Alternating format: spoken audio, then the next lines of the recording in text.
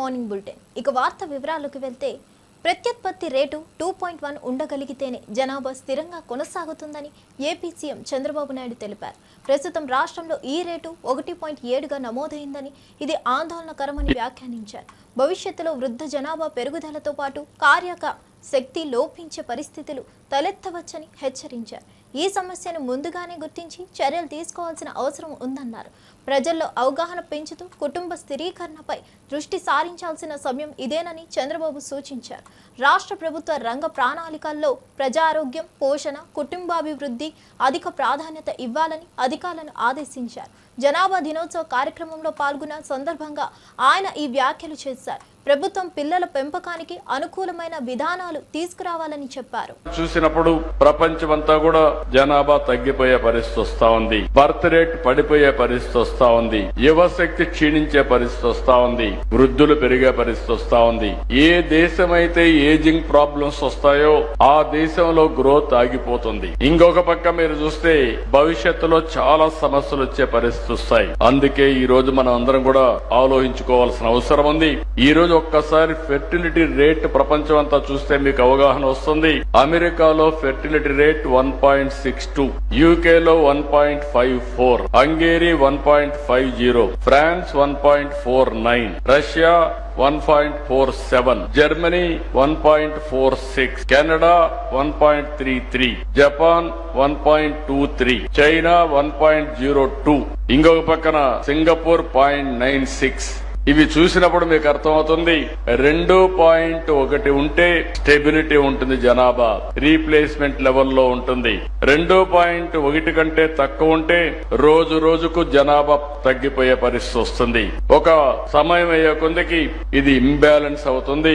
దీన్ని కరెక్ట్ చేయడానికి కూడా సాధ్యం కాదు. మన దేశానికి వస్తే ఒకసారి మీరు చూస్తే ఈ రోజు జనాభా బీహార్ 3.0, మేఘాలయ 2.9, ఉత్తరప్రదేశ్ 2.4, జార్ఖండ్ 2.3, మణిపూర్ 2.2. ఇవన్నీ కూడా రీప్లేస్మెంట్ కంటే అబోవ్ ఉన్నాయి. అదే కిందికి వస్తే తమిళనాడు 1.8, తెలంగాణ 1.8, కేరళ 1.8, కర్ణాటక 1.7, ఆంధ్రప్రదేశ్ 1.7 కు వచ్చాం. అంటే ఇప్పుడు మీరు చూసిన తర్వాత ఏ దేశాలైతే ఇబ్బందులు వస్తున్నాయో అవన్నీ కూడా మనం చూసాం. మన దేశంలో కూడా ఇప్పుడు కొన్ని అడ్వాంటేజెస్ వచ్చాయి, మనందరం గుర్తుపెట్టుకోవాలి. మొట్టమొదటిసారిగా ఆర్థిక సంస్కరణ వచ్చింది 1991. అదే సమయంలో 1995లో టెక్నాలజీ రెవల్యూషన్ వస్తే ఫస్ట్ మోర్ అడ్వాంటేజ్ తీసుకున్న వాళ్ళం భారతీయులు, అందులో తెలుగు వాళ్ళు. దాన్ని నేను గర్వపడుతున్నా. 25 సంవత్సరాల కంటే ముందు మనం అవలంబించిన ఐటీ వల్ల ఈ రోజు ప్రపంచంలోనే భారతీయులు నెంబర్ 1 అయితే అందులో అగ్రస్థానంలో ఉండేది తెలుగు జాతి కూడా. ఇప్పుడు కొన్ని అడ్వాంటేజెస్ వచ్చాయి, మనందరం గుర్తుపెట్టుకోవాలి. మొట్టమొదటిసారిగా ఆర్థిక సంస్కరణ వచ్చింది 1991.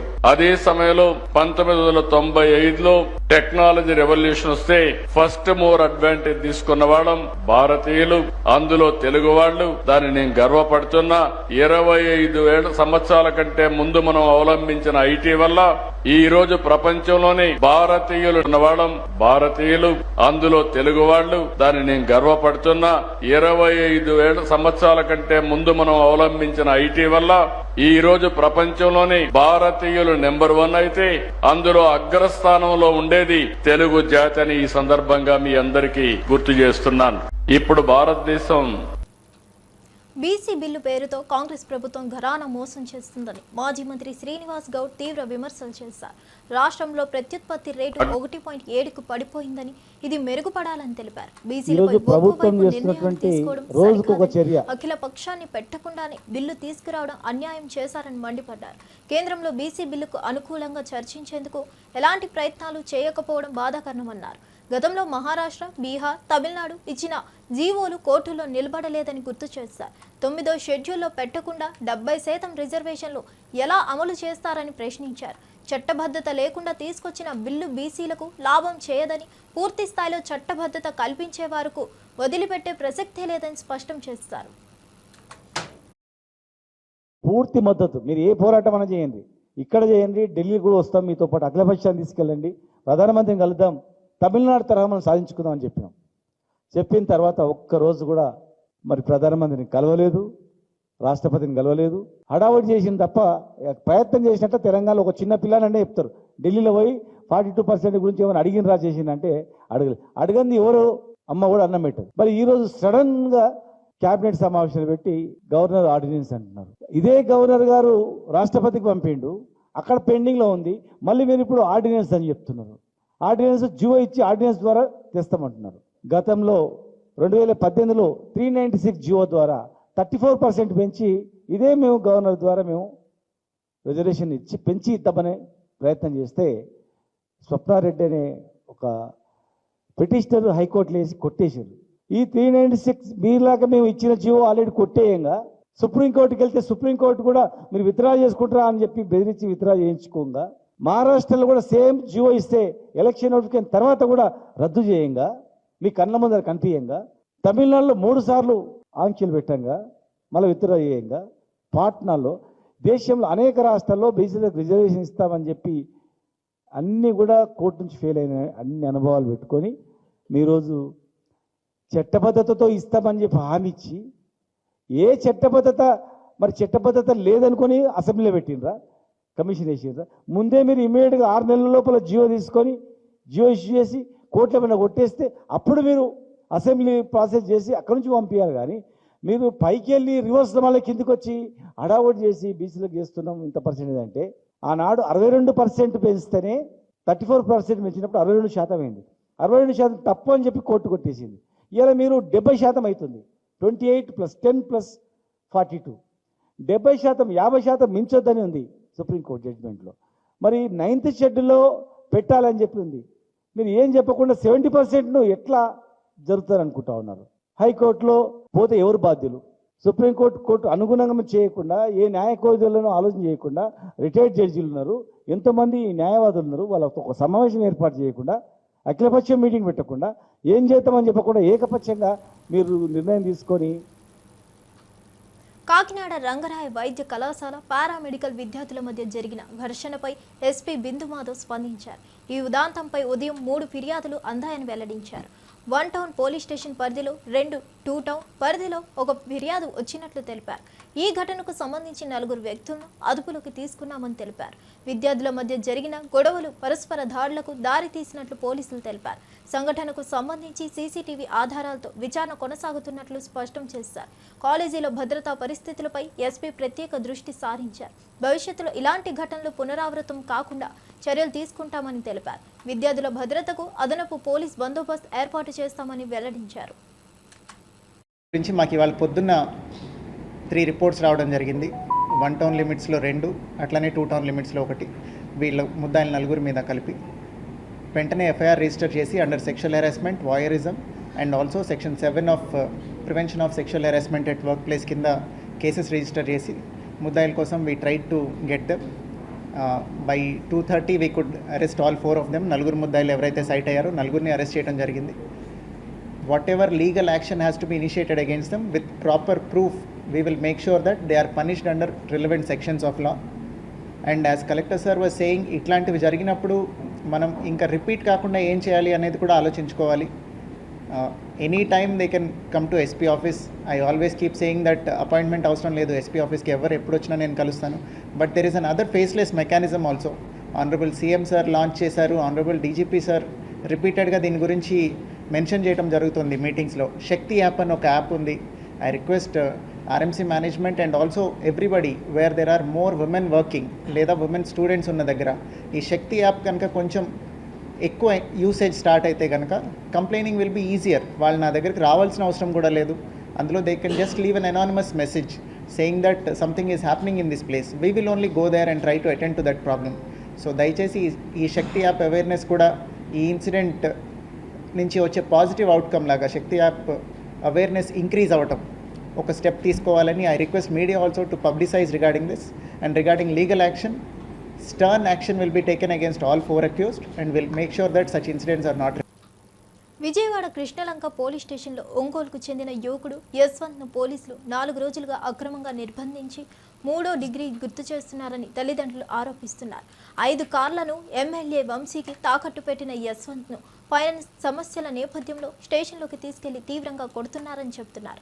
అతని తండ్రిని కూడా బెదిరించినట్లు చెప్పారు. పోలీసులు 5 లక్షలు వెంటనే చెల్లించాలని, తర్వాత 10 లక్షల బాండ్ రాయాలని ఒత్తిడి తెస్తున్నారని ఆరోపించారు. డబ్బులు కట్టకపోతే ఎన్కౌంటర్ చేస్తామని పోలీసులు హెచ్చరించారని తల్లిదండ్రులు వెల్లడించారు. ఈ ఆరోపణల నేపథ్యంలో పోలీసుల తీరుపై విమర్శలు వెల్లువెత్తుతున్నాయి. విచారణ కోరుతూ మానవ హక్కుల సంఘాలు స్పందించే అవకాశం ఉంది.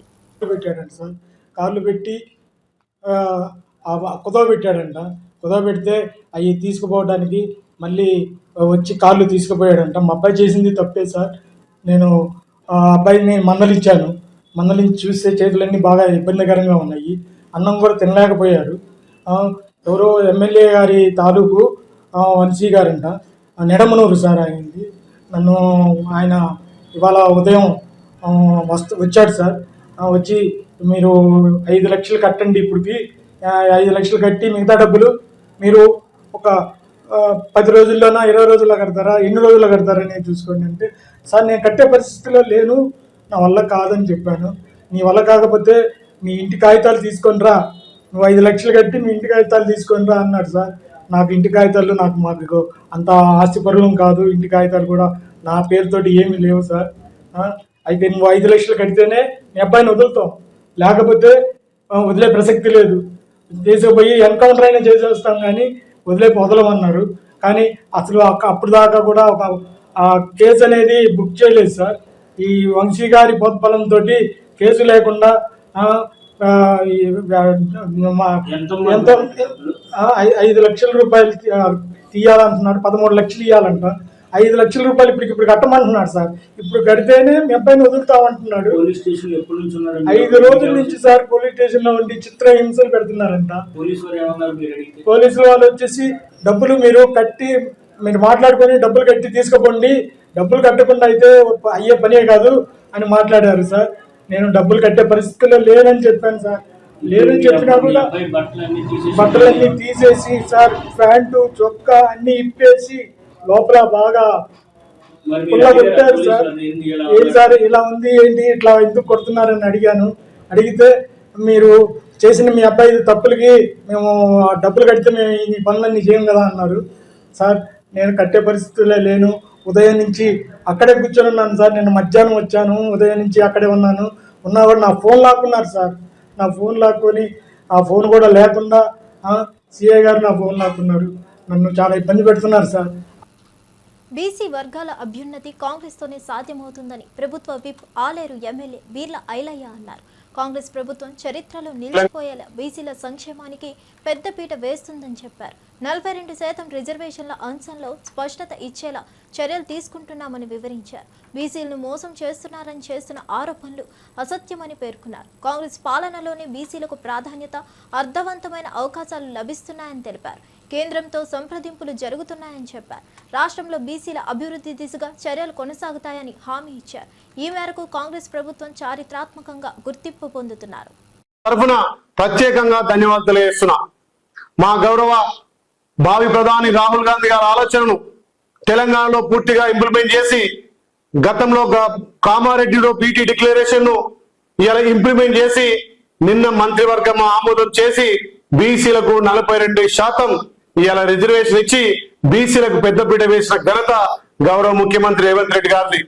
గౌరవ ముఖ్యమంత్రి రేవంత్ రెడ్డి గారు ఒక రెడ్డి సామాజిక వర్గానికి చెందిన ముఖ్యమంత్రిగా ఉండి కూడా తెలంగాణలో బీసీలకు పెద్దపీట వేసిన ఘనత గౌరవ ముఖ్యమంత్రి రేవంత్ రెడ్డి గారిది. ఈ తెలంగాణలో ప్రియతమ నాయకుడు రాహుల్ గాంధీ గారు ఆలోచన చేసి ఇలా కులగణనతో పాటు ఎస్సీ వర్గీకరణతో పాటు బీసీలకు పెద్దపీట వేసిన ఘనత కాంగ్రెస్ పార్టీది, గౌరవ ముఖ్యమంత్రి రేవంత్ రెడ్డి గారిది. ఇలా మా ఏసీ అధ్యక్షుడు బీసీ రిజర్వేషన్ల అంశంపై అసెంబ్లీలో చర్చ పెట్టాలని మాజీ మంత్రి హరీష్ రావు సీఎం రేవంత్ రెడ్డిని సవాల్ చేశారు. చర్చకు ఒకటే షరతు పెట్టారు. మైక్ కట్ చేయకుండా, వాయిదా వేసుకోకుండా చర్చ కొనసాగించాలన్నారు. ఎన్ని రోజులు కావాలన్నా, ఎన్ని గంటలు కావాలన్నా చర్చించడానికి తాము సిద్ధంగా ఉన్నామన్నారు. రిజర్వేషన్ల అంశంపై కాంగ్రెస్ ప్రభుత్వం స్పష్టత లేకుండా వ్యవహరిస్తుందని ఆరోపించారు. అసెంబ్లీలో సుదీర్ఘ చర్చ ద్వారా నిజాలు బయటపడతాయని పేర్కొన్నారు. బీసీల ప్రయోజనాల కోసం నిజమైన తపన తమకే ఉందని స్పష్టం చేశారు. బీఆర్ఎస్ బలమైన వాదనలు చెబుతుందని చెప్పారు. పూర్తి చేస్తామన్నారు. 8 ఏళ్ళు ఉన్నారు. ప్రాజెక్టు పూర్తి చేయడం దేవుడు 10 పైసలు పని చేయలేదు. మీరు చేసింది, నేను సింపుల్ క్వశ్చన్ వేస్తున్నా, 8 ఏళ్లలో 160 టీఎంసీల నీటి లభ్యత ఉందని కేంద్ర ప్రభుత్వం నుంచి సిడబ్ల్యూసీ నుంచి క్లియరెన్స్ ఎందుకు చేయలేదు? 8 ఏళ్లలో మహారాష్ట్రతో అంతర్రాష్ట్ర ఒప్పందం ఎందుకు చేయలేదు? 8 ఏళ్లు కనీసం నీటి లభ్యత కోసం మీరు తేలేదు. కానీ మేము వచ్చిన తర్వాత పర్సూ చేస్తే 160 లేదక్కడ, ఆడ ఉన్నది 102. కానీ మీరు తీసుకోగలిగింది 44 మాత్రమే తేలింది. వైల్డ్ లైఫ్ సమస్య వచ్చింది. మహారాష్ట్ర ససేమిరా అన్నది. మీలాగా మేము మొబిలైజేషన్ అడ్వాన్సులు ఇచ్చి పర్సెంటేజీలు కమిషన్లు తీసుకొని ప్రజల్ని మోసం చేయాలా? మేము ఉద్యమం చేసిన వాళ్ళం, రాష్ట్రాన్ని సాధించిన వాళ్ళం, ప్రజలకు నీళ్లు ఇవ్వాలనే లక్ష్యంతో మేము నీళ్లు ఎక్కడున్నాయో వ్యాప్కో సూచిస్తే మేడిగడ్డ దగ్గర పెట్టాం. మరి అదే కేంద్ర ప్రభుత్వ సంస్థ సిడబ్ల్యూసి తమ్మిడిహట్టి దగ్గర నీళ్లు లేవని చెప్పింది. మేడిగడ్డ దగ్గర 282 టీఎంసీల నీటి లభ్యత ఉన్నది అని మాకు పర్మిషన్ ఇచ్చింది, అనుమతి ఇచ్చింది. అన్ని రకాల అనుమతులు మేము తెచ్చాం, డాక్యుమెంట్స్ ఉన్నాయి. అసెంబ్లీలో చర్చ పెట్టు దమ్ముంటే అన్ని తీసుకొని చర్చకు రావడానికి సిద్ధం. నువ్వు ఊకే రచ్చ చేయడం బంద్ చేయి. నీకు చేతనైతే నీ ఇష్టమున్న డేట్ పెట్టు.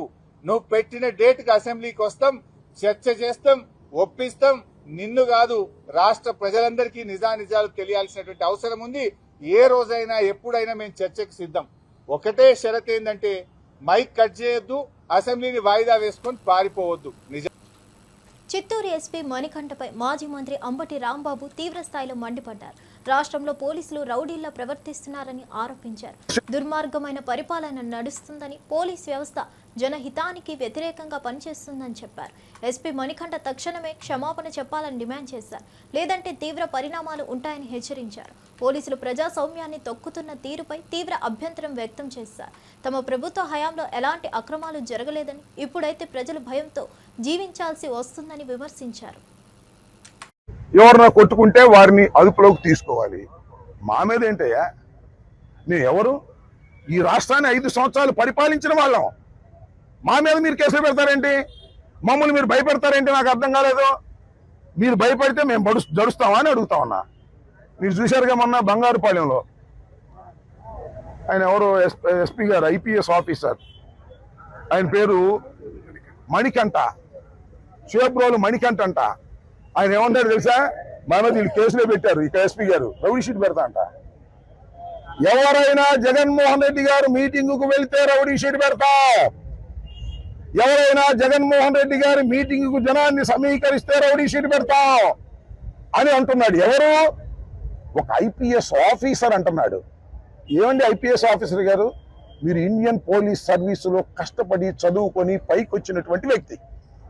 మీరు చంద్రబాబుకు చెంచాలాగా పనిచేయడానికి వచ్చారని అడుగుతా ఉన్నా. ఇవాళ ఎంత దారుణం అంటే, ఇక్కడ మనకు ఐపీఎస్ ఆఫీసర్ ఉన్నాడు, డీజీపీ గారు హరీష్ కుమార్ గుప్తా, ఆయన కూడా చంద్రబాబుకు చెంచానే. మళ్ళా ఇంకో ఆయన ఉన్నాడు, మన ఐజీ గారు, ఆయన పేరేంటి, త్రిపాఠి, సర్వశ్రేష్ఠ త్రిపాఠి. వీళ్ళిద్దరూ కలవటం, మణికంఠ లాంటి వాళ్ళు కలవటం, ఇంకా వీళ్ళుగా కొంతమంది రహస్యంగా రిటైర్ అయిన పోలీస్ ఆఫీసర్లు ఉన్నారు, చంద్రబాబు నాయుడు చెంచాలి. వీళ్ళందరూ కలిసి మా మీద కేసులు పెడతారంట, మమ్మల్ని లోపలేస్తారంట. వేసుకొని చూద్దాం, దాని సంగతి కూడా తెలుస్తామని అడుగుతా ఉన్నా. రౌడీ షీట్లు పెడతామని బెదిరించేటటువంటి మణికంఠకి చెప్తా ఉన్నా, మిస్టర్ మణికంఠ ఐపీఎస్ ఆఫీసర్, మా కార్యకర్తల మీద, మా నాయకుల మీద నువ్వు రౌడీ షీట్లు పెడతామని బెదిరించడం అనేది. కాంగ్రెస్ పార్టీ అన్ని వర్గాల సంక్షేమానికి సమున్నత ప్రాధాన్యత ఇస్తుందని బీసీ ఫైనాన్స్ కార్పొరేషన్ చైర్మన్ నూతి శ్రీకాంత్ గౌడ్ పేర్కొన్నారు. బీసీల అభివృద్ధికి కట్టుబడి పనిచేస్తుందని తెలిపారు. కేంద్రంతో చర్చలు కొనసాగుతున్నాయని, త్వరలో రిజర్వేషన్ అంశంపై స్పష్టత వస్తుందని చెప్పారు. కాంగ్రెస్ ప్రభుత్వం ప్రజా సంక్షేమమే లక్ష్యంగా పనిచేస్తుందని పేర్కొన్నారు. ప్రతి వర్గానికి సమాన న్యాయం చేస్తుందని స్పష్టం చేశారు. దేశంలో ఉన్నటువంటి ప్రజలు ఎట్లాంటి ఇబ్బందులు పడుతున్నారు, అణగారిన వర్గాలకు ఉన్న సమస్యలు ఏంటి, బలహీన వర్గాలు ఏం కోరుకుంటున్నారు అని చెప్పి ప్రజల దగ్గరికి వారే వెళ్ళి స్వతహాగా తెలుసుకొని, జిత్ని ఆబాదీ ఉత్ని హిస్సేదారి అని చెప్పి ఒక స్లోగన్ తీసుకొని, మేమెంతో మాకంతే అని చెప్పి ఆ రోజు రాహుల్ గాంధీ గారు నిర్ణయం తీసుకొని ఈ తెలంగాణ రాష్ట్రంలో ఆ రోజు కామారెడ్డి డిక్లరేషన్ లో తెలంగాణలో కాంగ్రెస్ పార్టీ అధికారంలోకి వస్తే కుల జనగణన చేస్తాము, అది చేసింది కాక బీసీ రిజర్వేషన్లను 42% పెంచుతాము అనే మాట ఇచ్చారో, ఆ మాట ఇచ్చి మాట నిలుపుకొని ఇవాళ ప్రజలందరి ముందల కాంగ్రెస్ పార్టీకి బలహీన వర్గాల పట్ల ఉన్నటువంటి చిత్తశుద్ధిని తెలియజేసుకుంది కాంగ్రెస్ పార్టీ. దురదృష్టవశాత్తు ఈరోజు అసలు బలహీన వర్గాలకు కనీసం చోటు కల్పించని బీఆర్ఎస్ నాయకులు కానీ, గత 10 సంవత్సరాలుగా బలహీన వర్గాల పేరు తీయడానికి కూడా ఇష్టపడని బీఆర్ఎస్ నాయకులు ఇవాళ మేము చెప్పుకున్నాం, మేము చేసినామని చెప్పుకోవడము నిజంగా సిగ్గుచేటు. వారిని వారు ప్రశ్నించుకోవాలి. ఇవాళ ఈ రాష్ట్రంలో కాంగ్రెస్ పార్టీ అధికారంలో ఉంటే కాంగ్రెస్ పార్టీ అధ్యక్షుడిగా ఒక బలహీన వర్గాలకు చెందినటువంటి ముద్దుబిడ్డ మహేష్ కుమార్ గౌడ్ గారు ఉన్నారు. కేబినెట్ సహచర మంత్రులలో చాలా మంది ఎస్సీ, ఎస్టీ, బీసీ, మైనారిటీలకు సంబంధించిన వారు ఉన్నారు.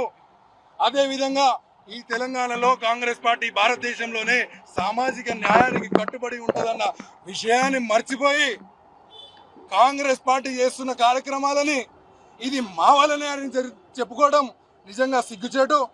మరొకసారి కాంగ్రెస్ పార్టీకి బలహీన వర్గాలు ఉన్నటువంటి చిట్టుదృష్టి తెలిసింది.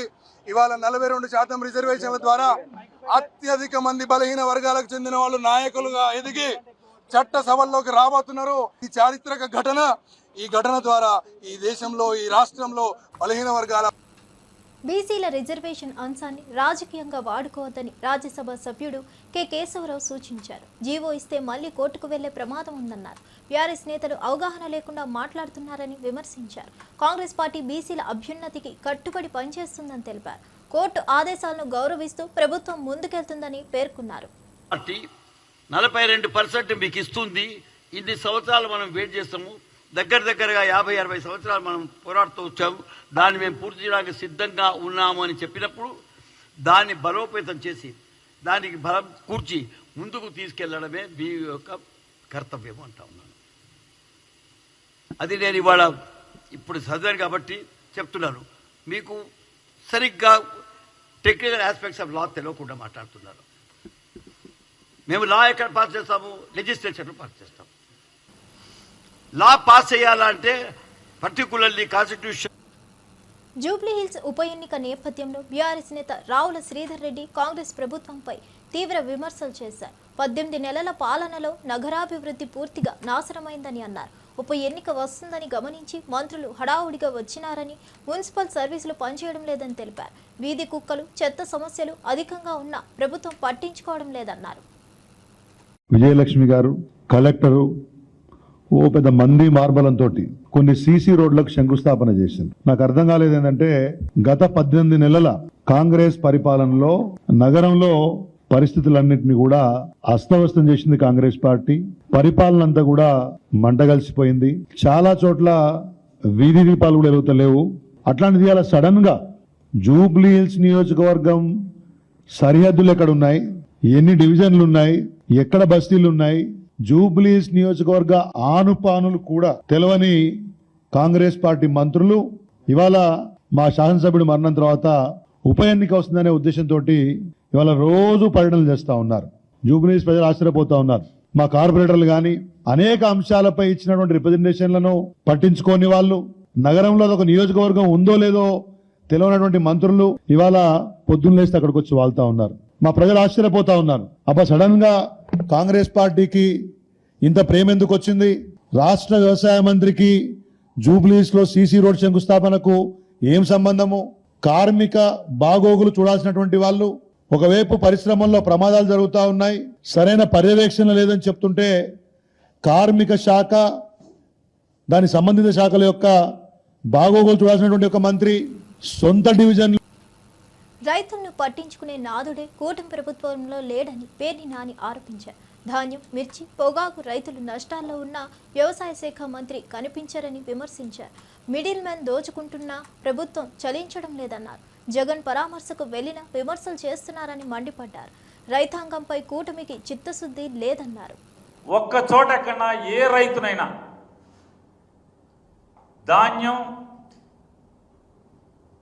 పండించినటువంటి పంట కనీసం గిట్టుబాటు ధరలాగా ఏడ్చి తెగనమ్మే పరిస్థితులు ఉంటే కృష్ణా గోదావరి డెల్టాలో ఎక్కడన్నా తిరిగిన పాపాన పోయాడా అని అడుగుతున్నాను. ధాన్యం బస్తా 1200 రూపాయలకి, 1300 రూపాయలకి, 1400 రూపాయలకి తెగనమ్ముకుంటే